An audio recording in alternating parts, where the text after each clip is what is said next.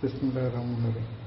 அவர்களுக்கு பின் மற்றொரு தலைமுறையை உருவாக்கினோம்.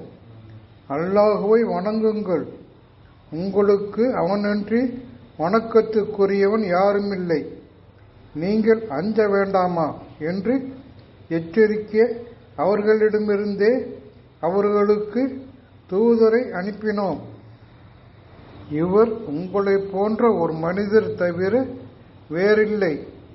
நீங்கள் உண்பதையே இவரும் உண்ணுகிறார், நீங்கள் அருந்துவதையே இவரும் அருந்துகிறார் என்று அவரது சமுதாயத்தில் யார் இறைவனை மறுத்து மறுமையின் சந்திப்பை பொய்யென கருதினார்களோ, இவ்வுலக வாழ்வில் யாருக்கு சொகுசான வாழ்வை வழங்கினோமோ அந்த பிரமுகர் கூறினார், உங்களை போன்ற ஒரு மனிதருக்கு நீங்கள் கட்டுப்பட்டால் நீங்கள் நட்டமடைந்தவர்கள்.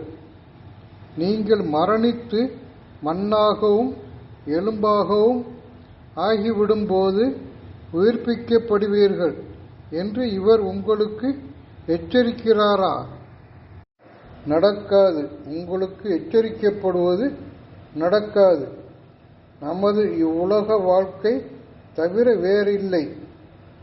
மரணிக்கிறோம், வாழ்கிறோம்.